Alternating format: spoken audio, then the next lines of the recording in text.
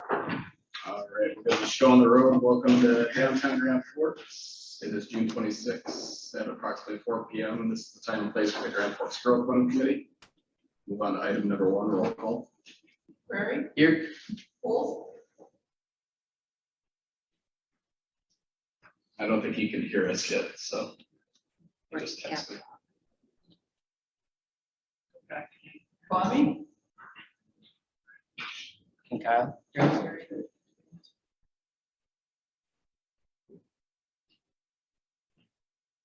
Wolf. Bobby. Wasowski. Here. Weigel. Here. Whitney. Wolf. Here. Nakaporo.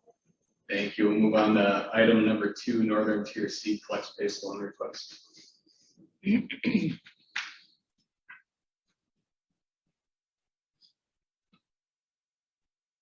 Thank you, Chairman Weigel, members of the Growth Fund Committee. Those of you who don't know me, my name is Kevin Hatcher, Business Development Officer at the Grand Forks Region Economic Development Corporation.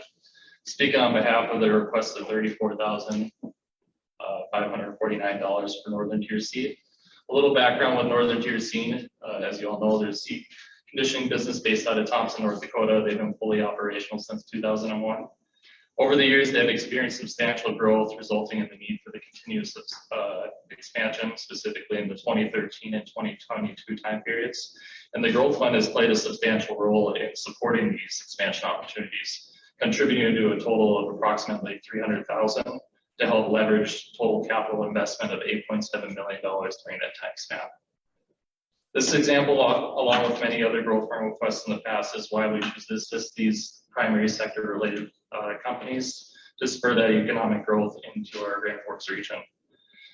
Northern Tier C, they currently condition and store roughly 1 million bushels of soybean and wheat supply from 6 nationally known companies.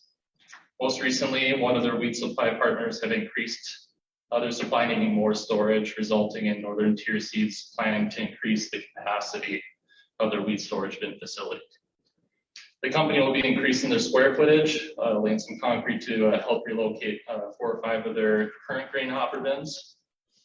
So they have the space to purchase and install 2 60,000 bushel capacity wheat hopper bins, and to compare to their current hopper bins, they currently have 5,000 capacity bushel bins, so a pretty substantial size for those 2 60,000 bushels. Additionally, they'll be planning to upgrade their color sorter equipment and add a load cell to further improve product efficiency and cleanliness. I know Mr. Weber, who is actually here, will be coming up soon here, pretty prioritizes the focus on cleanliness and efficiency at his operation. Post-project, the company anticipates a full-time staff from the current 9 to 12. And I'm pleased to have Mr. Weber, owner of the company, available, who can step up and share further insight about the company and the project here. Mr. Weber.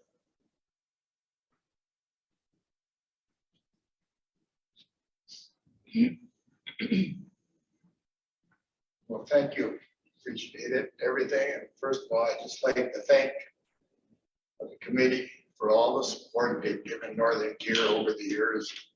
Without that, we wouldn't have all our growth. And with this growth, like Kevin said, we picked up another big account with Bayer on the West Bred wheat. And our wheat is going to go from was at about 250, it's 250,000. It's going to go to 600,000 this coming year. So we need more storage available for in the spring. And instead of putting up the hopper tanks that we have in the past, it's not feasible. So we're going to the steel tanks. So there'd be 260, there's 62,000 a piece. So actually, for what storage we have, that's the same as if we put up 20 bins. So the cost is quite a bit less. And then we're putting in on our color sorter. There's a new program, new update. It's going to increase our production by 15 to 20%. And the finished product, we should improve that by 2 to 3% of less cleanup. And that is about it, folks. And I know I'm pretty frequent here. And I just want to thank you for everything and all the support you've given us. And if you have any questions, Thank you. I can fulfill on the loan details here too as well. So total, excuse me. Jeez. So total project here for the flex space, we have $783,251. The flex space subsidy requested is to reduce the interest rate from the estimated rate of 6.5% to 3.25%. This is on a $750,000 note from First State Bank. That's to establish that concrete foundation, purchase the weed hopper bins, and upgrade that color sorter that Mr. Weber mentioned. The loan request is the dollar amount of $34,549, and that's going to leverage the Bank of North Dakota grant portion of $103,646. And this will be all secured through a secondary mortgage of the property, personal guarantees from owner, Bill Weber, and also Paul Sproul. And a UCC equipment lien on equipment purchased through the loan, leaving that loan to value at approximately 41.9%. I open the floor for any questions. Mr. Wolf? I don't have any questions. Mr. Weber, thanks for being here. Thanks for your ongoing continued investment in the region. This PACE program and what we're doing here is what we're trying to do to help it make it a little bit easier for business people like yourself to succeed and grow. So thank you. I don't have any questions. I'm support. Mr. Sosby? We have a motion to approve by Sosby, second by I'll second. Wolf. Any further comments? Seeing none, all those in favor signify by saying aye. Aye. Opposed? Motion carries unanimously. Thank you and best of luck. thank you very much. Thank you. Move on to item number 3, Memorial Village Investments Loan Request. Mr. Phelan. Chair Weigel and members of the Growth Fund Committee. I'm also joined this evening. I'm going to kind of just give a project overview and what we're asking from the Growth Fund Committee this afternoon. And then we'll move on. The City Council has been briefed on this project multiple different times. Also want to introduce Kevin Ritterman and Steve Bierna are here on behalf of the developer. And Mike Pieper, who's the Associate VP of Facilities, is also here on behalf of the UND. So as we move forward. This particular project, we've been working with the City of Grand Forks on a payment in lieu of tax. And so as with all mixed use developments, we try to get these projects across the finish line. And this one is a relatively challenging one, but it also deals with one of our strategic partners in the University of North Dakota. So we worked hard on how to make this project move forward. You can see in the pink area, we move forward to the South Memorial Village 2, which is adjacent to the old Memorial Village field that's going up as we speak now. That's going to house UND athletic offices. As I recall, I think the City of Grand Forks, along with our other local government entities, provided a 90% pilot over 20 years to move that project forward. UND is going to move their athletic offices into that facility. And then the plan was to complete Pollard and as Pollard 2 for locker rooms and weight rooms, and that sounds like that project's moving forward. And so that's the area in green to finish off Pollard. The Pollard Junior 1 will have that as an addition. And then it came along the way is UND, as they did an RFP on Memorial Village 1, they also looked at how to redevelop that service parking lot. And so that's how we get to Memorial Village 2. The similar developers are going to work on Memorial Village 2, and so they allow them to move forward. And with all these projects, they need the community's assistance to move this forward. In the green area is something that came up along the way is that there was an opportunity to move forward with an NCAA quality softball complex. And thankfully, thanks to a potential donation of $2.5 million towards the $4.5 million facility. There's a gentleman whose daughter plays on the softball field. My understanding is he lives in this Chicagoland area, and then he really would like to move forward with the softball complex, of which UND had on their facility plan, but just not this soon. But when somebody comes forward and is willing to try to move a project forward, and knowing where his daughter is at school, as we all know, people lose interest over time. So we're trying to get this thing done and trying to demonstrate to everybody that we can move the project forward this summer so we can start construction yet this summer. Right now, The city, we're gonna speak with the school district here at 6 o'clock, but I think if we get their approval, we'll have all the approvals on the pilot other than the city council on July 5th. And the pilot in this case will be a 20-year, 95% tax exemption. And so a little bit more than that.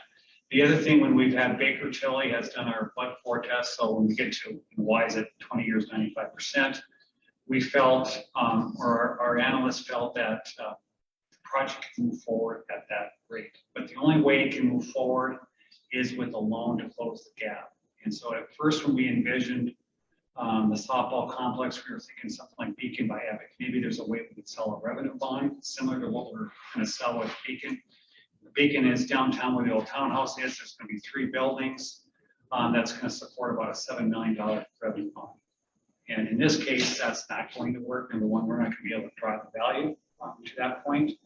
I would say the Beacon by Epic will probably be in and around a $75 million investment. I would say I'm not sure the taxable value. It's still got to work through that. The other thing is this particular project is really tight and down. Talk about some of the assurances we want, is that it can't afford a revenue bond. And right now, if we were to sell a revenue bond of this sort, Marine Storstead, following with our bond advisors and our financial advisors, around 6 to 7% interest.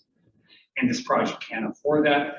And so why are we talking about that? Because we're to fill that gap, not only the 95% tax exemption over 20 years, I think the developer and UND probably would want something close to 100%, maybe 97.5%. We've landed at 95% over 20 years, and then all the tax entities at least get something. And keep in mind, this property is tax exempt right now, so the 5% increment that we're going to get is 5% more than we've ever had. Moves this great mixed-use development forward. It's going to add some nice apartments. It's going to add some nice commercial space in the area, and hopefully we can move forward with the softball complex with the private development.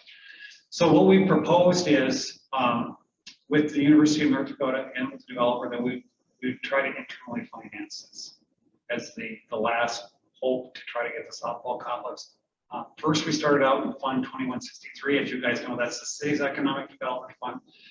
But we decided to recommend Growth Fund 5996 because this loan is going to get repaid. That's kind of the intent of 5996, that things get repaid over time. And so we started out with a 3% loan, and what the council has moved forward preliminarily is because the first 10 years are the most challenging, is that we would do a 10-year loan at 2%, and then years 11 through 20 would be at 4%, so we can smooth out to 3% to move the project forward.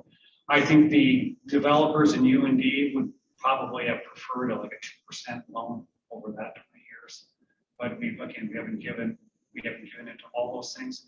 The other thing I'm going to ask Mr. Costa to come up here, there's several agreements that we have to have regarding this loan. And I would say among UND, the UND Alumni Association, the developer, none of them are looking forward to signing any of those documents.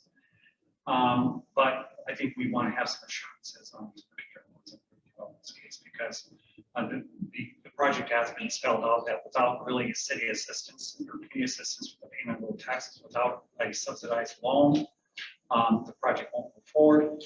But the mayor and the council, I think, are excited about the project. It fits well in with Pollard and all the things that are going on with Memorial Village. It fits in with quality of life. UND has agreed as part of this that the community would be able to use this softball complex, which would be a big add to both the school district, regional high schools, park district, that we'd have more of a Class A facility use tied to the Pollard Center. And I think the other thing along the way is spelled out on the agreements that the community is already using the Pollard Center. UND is thankfully going to resurface that track attached to Memorial Village 1, so that's going to be another amenity. And they've agreed that, the community is already using those facilities, that they would agree to work with the city and the community partners to provide a user agreement.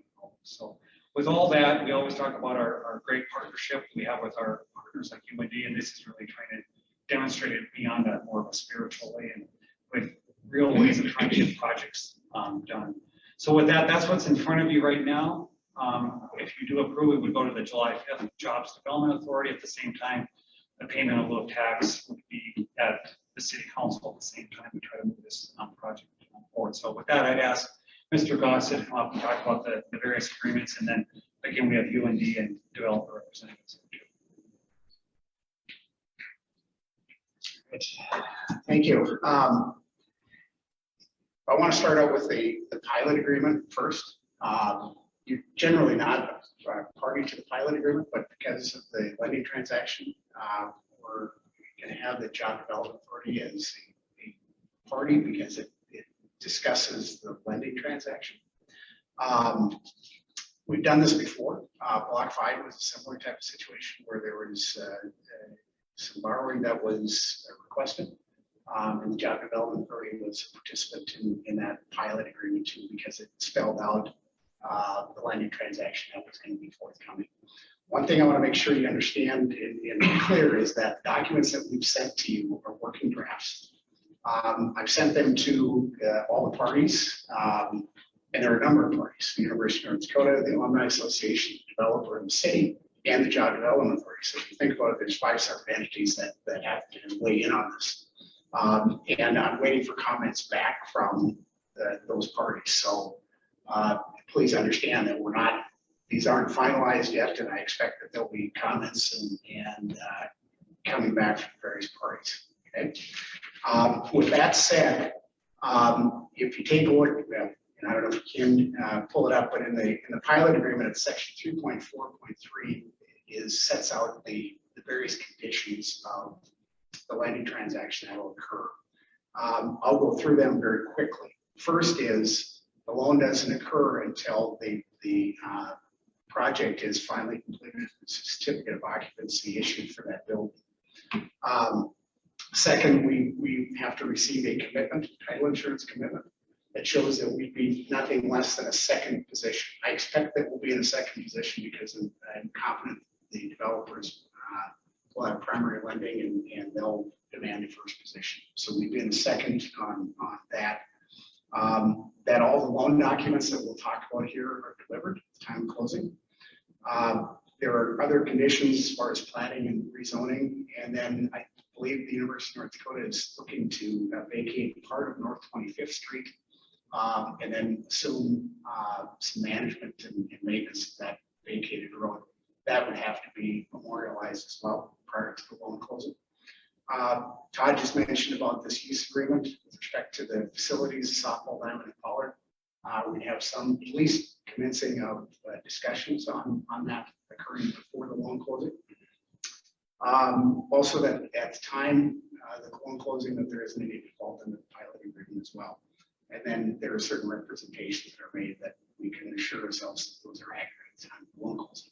All of that has to occur before the loan is closed, funds are dispersed as drafted.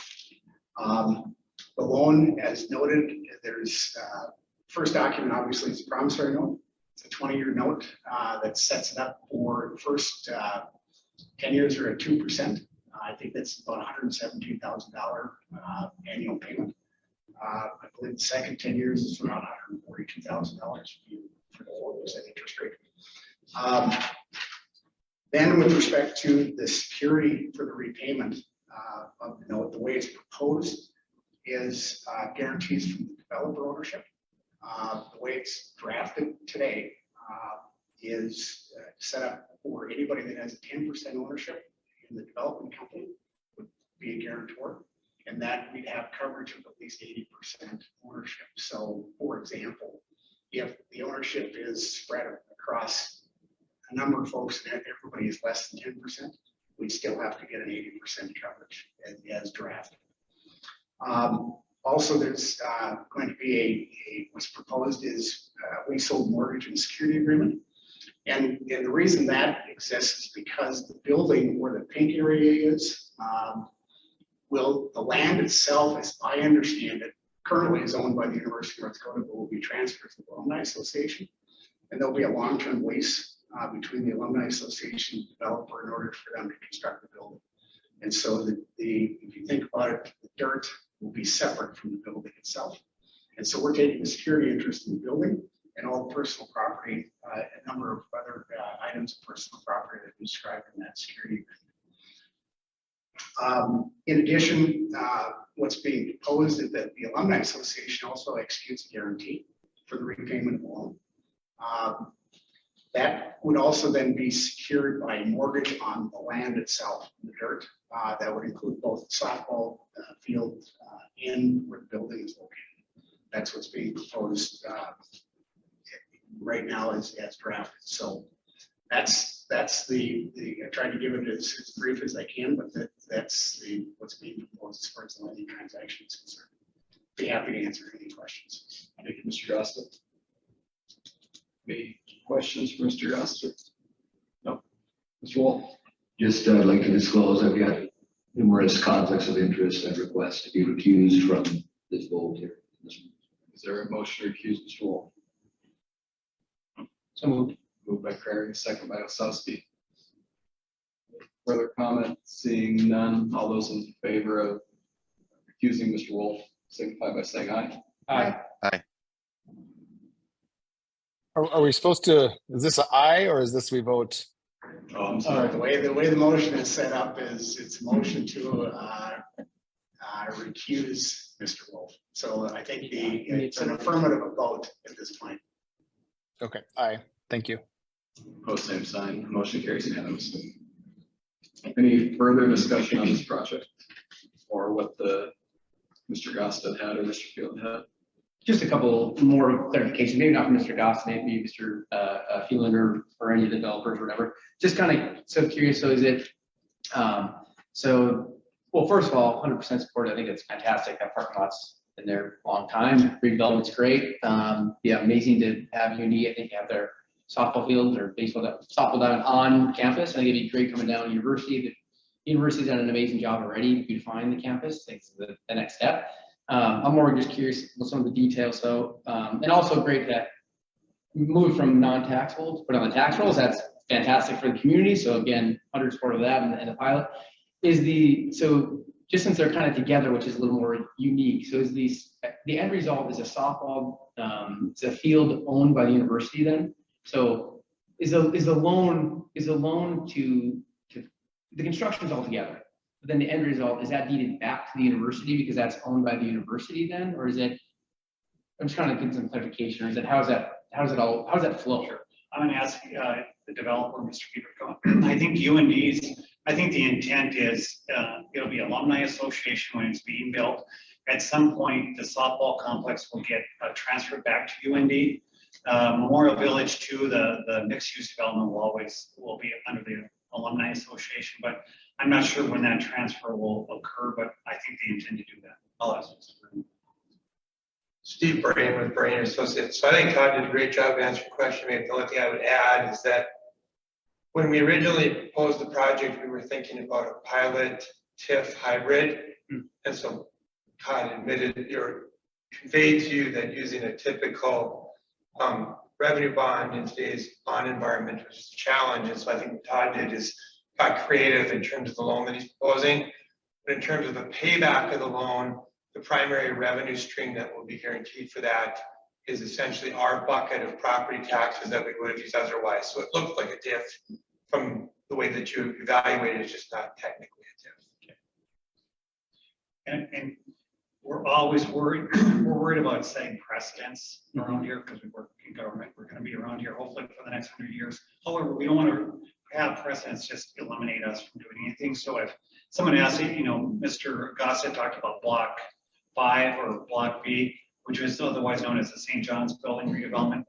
We proposed a city loan on that or a growth fund loan on that one because it was a historic building. There were going to be extraordinary costs. We wanted to preserve it on behalf of the community. So that's why we stepped in on that. We thought it was the community's interest. And I think in this case, above and beyond the pilot, why are we proposing this is because of that softball complex. It'll be for community use, add to our quality of life. And in the but for, if we don't do this, likely that softball complex will not get built. So those are all the reasons so that if we have another great project that looks like this, we'll consider that too, but we're not going to do it carte blanche on every mixed use development that wants to move forward with the pilot. Just that's why we're asking for kind of special circumstances in this case. The answer on the transfer. So property development that includes housing, kind of taking it from the non-taxable to the taxable, has to be through our foundation, under advisement from the state's bond council, loan indenture. So that those mixed-use developments that you see, and you know, in the future, we have a few more. We think we can develop some underutilized land. That will stay under the foundation for the duration of the ground lease. The softball field, we will enter into an operating agreement with the foundation. It's kind of a full cost recovery. We have a number of them, some of our medical clinics and such. But our intent would be to request the gifting of that from the foundation to the university, most likely take place in the summer of 2025, because it will take a legislative act. Okay, because the gift will be over 700,000. Just a kind of a question, just to kind of put a bow on all this then, just make sure I understand conceptually. So I understand then to ask for the $2 million then more for the softball complex, but more or less that's subsidized, or that's being paid back by the mixed use development. So essentially we're trying to, in a way, get two birds, one stone, instead of the city giving money for something to get something built for quality of life. We're saying, hey, we'll try to tie it into a bigger project that then therefore can cash flow enough to make the debt repayment. So 2 million more or less is for the softball, correct? I mean, it's the one project, but it's more or less the difference we needed is for the softball. But it's being paid for by the mixed use, because that's the revenue generator. Yeah, I think that's well said, Mr. Kerr. So right now the estimate, the budget estimate is $4.5 million for the softball complex. They have a donation of up to $2.5 million, so the 2 million closes that gap. The other thing we looked at when we did the bud forecast with Baker Tilly is what kind of exemption do they need with repaying the loan back, and that's where the better financing came into play. I'm going to say the developer, they're taking a bit of a leap because they're going to have to pay back that loan. Without the softball complex tied to this, Baker Tilly would come back with a less recommended pilot. I don't know if it would have been maybe 20% less than 95, but it would have been less. I would still say the developer still thinks it's pretty tight paying that back regarding that. But I think the developer in this case is doing the community and the university a big help by integrating it with their project. Yeah, I kind of want to maybe make that like known, because it's not, I'm trying to articulate this correctly, but want to make that known because essentially with the extra, the $2 million loan, which will be repaid, is guaranteed by the developers, or theoretically they won't have to do the softball complex and they won't need the $2 million and they can do their own projects. They're adding a benefit to the community, which they're going to guarantee to get that repaid, and the community gets to benefit that as well as the university, correct? Absolutely. Safe to say? Yep, absolutely. Mrs. Sussman? Could you give me an example on how the community will be able to use the softball field instead of like just you and me, for example? Sure. I think as part of the user agreement, I think UND is always going to be the first priority, but we just need to define the second priorities as part of the agreement with community high schools, Park District, and as part of that user agreement, we'll define that. The other thing we brought up is even the Pollard Center is already being used by the community, and I think we're going to push UND to say, let's put some of that informality of how we're using it into a formal agreement, so that no matter who's the president, who's the athletic director, we've got something at stake here. I support the project. I just want to say that, but like I did hear you say that the school board and the park board, would probably be the ones using this, from our community. Are they willing to pony up any money to help get this built if they are going to benefit from this? I think they're willing to agree to, yet to be determined. I think they'll approve the pilots. I think that's part of the negotiation. What are they willing to pay to use the facilities? And to some degree, we don't want them to be zero. That's how you get facilities that are run down. Right. So I think there'll be some sort of user agreement of what they'll have to pay as part of it. And then the third part that we have to pay for the city of Grand Forks working with UND is there's some infrastructure. This is a parking lot, wasn't meant for mixed use development. So there'll be some additional investments on the water, wastewater, street side that we'll have to do. And so We always say to the other taxing entities, we just need you to approve getting more than we would have had without this project. And we're handling all the other hard stuff as part of these projects. And this is another classic example of the city's got to be involved in all these things, to include shepherding through the payment of tax. Thank you. I would add that, this was a difficult winter and spring on a lot of youth and high school athletics. The value will go beyond softball. It is a 100% turf, flat surface. We do prep our fields. We've removed the snow safely prior to the winter, so they melt off quickly. So this spring, if you were on campus, there was a lot of youth activity on the old football field because it was clear of snow. This will be another outdoor turf for for soccer and other sports that can't get on natural fields until the snow is gone. Thank you. I think to the user, even Mr. Kerr and I were talking earlier this morning, you think about it, if we're trying to build an aquatic center, that we want UND to be involved, and whomever owns that, we're going to have user agreements about who's going to pay what up front, how much we're really going to pay for operating and maintenance. So at least we're trying to upgrade our facilities and try to do it as a more of a joint way so that we can all afford hopefully really terrific facilities. But the city won't be responsible for upkeep and maintenance on this softball field, correct? Okay. In this case, UND is going to own and operate this, and so there's probably not a lot of glory in owning and operating this. So they've made that point known to us too. There'll be other facilities that we'll work on where we may have to have some ownership and maybe not the operating. So it'll be a give and take on a lot of these facilities. Mr. Fair, sorry, thank you. One more question. Mr. Speaker, thank you for coming, Mr. Baran as well. Just wanted more of a formality, just as our process is. And I assume because by adding this, it increases the cost, but it's not increasing any revenue. But just want to make sure we never compete with local lenders either. So that other $2 million loan, wouldn't be feasible essentially from an outside party. That's why we're doing it this way. I just want to make sure that's is that understood, correct? Again, I assume you're increasing costs, not increasing the revenue. So I get it. I just want to make sure because we don't want to. Mr. Grant, I think the going rate would be somewhere between 6 and 6.75% if we were to get a conventional loan from the bank and bolt it onto our normal project. And that's assuming we had a revenue stream. And so I think it's kind of double jeopardy. One, the interest rate is prohibitive, and two, we don't have any additional revenue coming in. You did ask a question earlier, may I just clarify the repayment on the loan? If you look at the 3% kind of hybrid over 20 years, it's about equivalent of a 22% of our full bulk property taxes. So our abatement, if you count the 5 that we're paying otherwise, we're going to be paying 27% pretty much right out of the gate. So I think it is closer to what Todd thought it would have been otherwise. Yeah. Correct. Well, thank you. I just want to clarify, because we've made that as a for sure precedent, that we don't want to compete with local lenders or getting private business. So thank you. Maybe I could ask Steve for your group. This is going to be a really cool softball complex with the gentleman that's going to donate wants some really nice. Maybe explain to the committee kind of what this will look like when it's all over. Yeah. Do you have that? That would be really helpful. Cheryl, can you pull that one where it shows the field itself? The complex? Pictures with 1,000 words usually, right?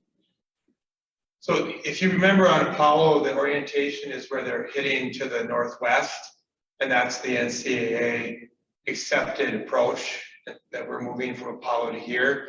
In addition, that provides the benefit that the home plate will be right across from the high performance center or the Pollard edition. And then you can see that if you look at that you can see the grandstands that we're planning to have. There'll be the dugouts for each group or for each team, and there'll be a bathroom facilities in those. You can see as you go further out then from the dugouts, you can see kind of little viewing decks that are there. It will be all turf. It's all going to be NCAA approved. We're going to push for lighting. I don't know. I know there's been talk about do we light or don't we light, but I think lighting is going to be a really important element of this if we want to play at certain times. If you look at the way the building is configured, we cut the building off on it was going to be a big H, and now it's kind of a big C, and we cut the one end off because we get such low sunlight in the spring that the last thing we wanted to do is cast additional shade on the project. And then that's where we're going to have our underground parking going in. So we put a deck on top of that parking and we're calling that the perch. And so that perch, there'll be a spot where the parents can view outside, can view the game if they want to. And then if it's bitter cold in the early spring, we have a community room inside of there where they'll be able to walk in and out from that to enjoy the activities. I'm guessing some parents may just stay and look out the window like they do at a hockey game or something. But I think we've really tried to fit our building, even though softball wasn't an original part of the plan. We've really tried to adjust our building to accommodate the, some additional amenities that will go along with softball. Is that okay? No, that was good. Okay. Thank you. Mr. Perry, Move approval. second by Osowski. Any further comment? Seeing none, all those in favor signify by saying aye. Aye. Aye. Opposed, same sign. Motion carries unanimously with Mr. Wolf being recused. Move on to item number 4, extend JLG contract for renovation of the Hive second floor. Ms. Richards. Thank you. As you said, that is the request, is to extend their contract. As you know, they were the architect of record for the EDA funded fit up of the first floor and a portion of the second floor. And with the Herald's lease termination, now we've got approximately 5,000 square feet, or about half of the second floor that is available. So the request is to authorize them to extend the contract to redesign and renovate that space. We're looking at what we're calling a white box renovation, nothing really structural, but working with our tenants to make sure we get basically the footprint right, but then any costs over and above that basic white box fit up, we would pass on to those tenants. So that our $20 a square foot rent is basically for that standard space. Anything over and above that would be at the tenant's cost. We do have Sean Seneschal from JLG here if you have any questions on the specifics, but his estimates are that the fit up costs, as I described, would be in the neighborhood of $115 to $120 a square foot. So with that 5,000 square foot plus footprint, we're looking at total project cost, including A&E fees, of approximately $650,000. That would come from Fund 5996. And if you approve going ahead with the design, the project then would come back to this group for authorization to proceed with bidding before we go any further. So that, certainly happy to stand for any questions or ask Sean to come up for the technical stuff. Comments, motions? Looking all right, looks great. Move approval. Second. Moved by Tommy, second by Prairie. Mr. Chair, I'm sorry, I did get my hand up quick enough. Just to let the committee know, although I'm no longer employed at JLG, I am still on the board of directors. I'm not involved in operations or contracts at all, so I'm comfortable voting if the committee is comfortable with it, but I'm also comfortable abstaining if the committee would rather. I don't believe he can abstain, correct, Mr. Grosset? Or, No. or I could recuse myself if the committee would prefer that. I'm comfortable with them voting personally. Is that a motion? Yes, that's a motion. Is there a second? Second. Motion by Wolf, second by Osowski. Take a vote on that. All those in favor of Mr. Wolf voting, say aye. Aye. Aye. Same sign. Motion carries unanimously. Similar line, just disclosing for the committee, although there's no funding or loan. In this case here, there is we have a relationship with JLG. I'm comfortable because there is no financing participating in the vote if the committee would be willing to allow me to vote or want me to. Mr. Prairie. So moved to allow Mr. Wolf to vote as well. A motion by Prairie, second by Osowski. Would we have a quorum otherwise? Completely close. All those in favor of Mr. Wolf being able to vote, signify by saying aye. Aye. Aye. Opposed, same sign. Motion carries unanimously.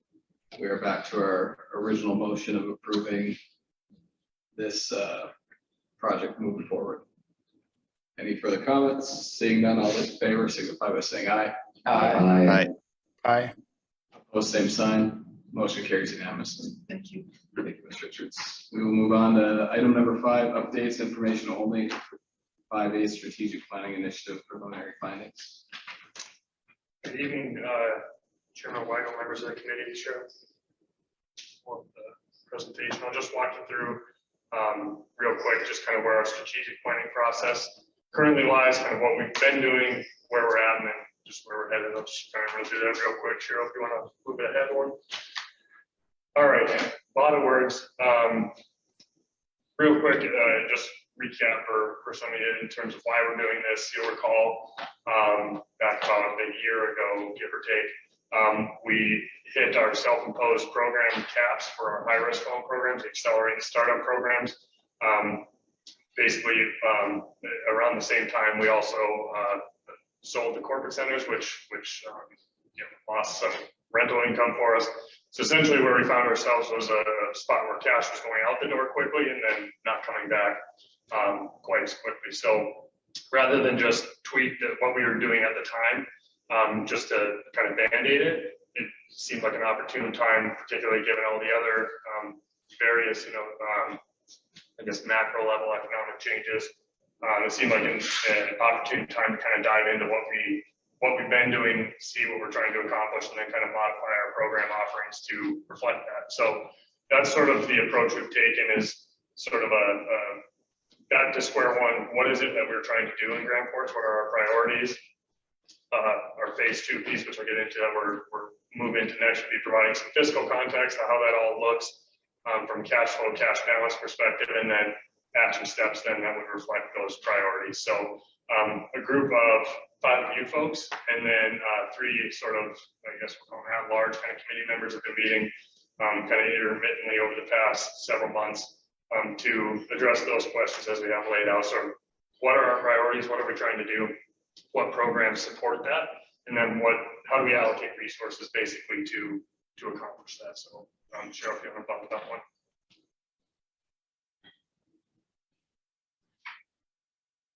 Advancing one. Priorities. So that's in terms of answering the question of what is it we're trying to do. The committee came up with these items. Won't necessarily read them to you, but it's largely, I guess they surround the fact, I guess, that we want to be aggressive. We want to support kind of what we've been successful at in the past, as well as kind of build on some of those opportunities we have moving forward. So in that vein, we want to make sure that it's sustainable, obviously, from a cash flow perspective, which again is part of the impetus for meeting in the first place. But we also want to make sure that we're making an impact, as well as, to your point earlier, Mr. Perry, that we're not competing against anybody and that we're kind of a value add or we're leveraging, as opposed to swapping in where someone else already could maybe fill those voids. So that's kind of writ large what the committee kind of laid out, what we're trying to accomplish. Cheryl, you could bump it up one again.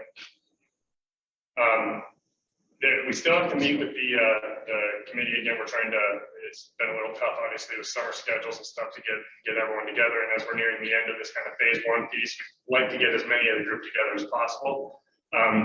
But these are some preliminary action steps that staff has been putting together, informed by those priorities. So what are we looking at from our existing programs, as well as maybe future ones or modifications to any of those to reflect those original priorities on the slide. So we're looking at revising the program parameters of PACE and our EDA-RLF, formerly C-Run programs, to reflect those priorities.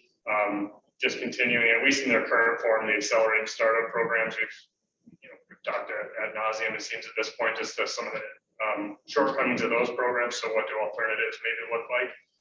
And how do those stack up relative to other priorities that the group is keen to explore? As well as, I mentioned earlier, cash balance and cash flow piece. That's a bit of context that we're looking forward to providing to the committee the working group, I guess, rather, at their next meeting. Just kind of what we want to do with the cash balance. If you maintain a certain level of cash balance, how much is the right amount? What are some opportunities to expend that? And then on the cash flow side of things, how do you invest in revenue generating activities to kind of rebuild that over time? So all things that we look forward to talking to the working group and then this group, obviously, as we flesh them out a little bit more. But like I said, just initial preliminary action steps that we've kind of come up with. So Cheryl, could you bump it one more time?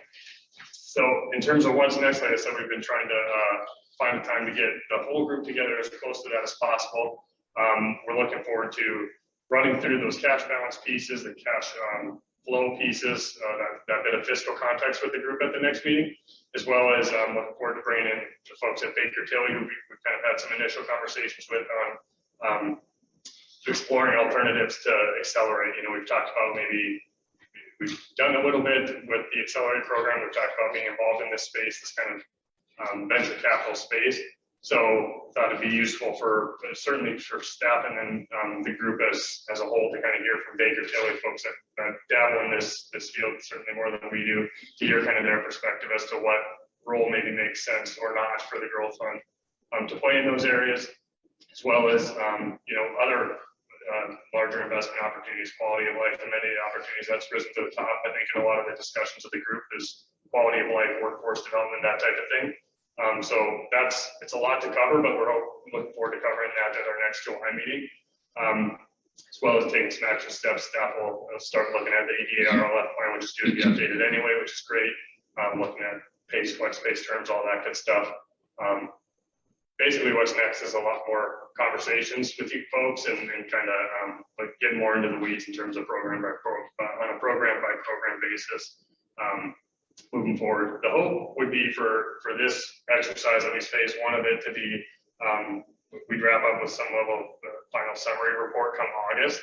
The ongoing role of the group would be sort of TBD a little bit, kind of see what you guys and the group's kind of feeling in terms of an ongoing role. But that's sort of what we're looking at. Is we've completed this phase one piece of what are we trying to accomplish. We're looking forward at this next meeting to provide that fiscal context so that you can kind of have that lens, I guess, to look at action steps through, and then diving in on the next piece to what are those, making some informed action steps. We've got all what we're trying to do, where we're at, and then what makes sense to accomplish that stuff moving forward. So it's a lot of words. Happy to stand for any questions.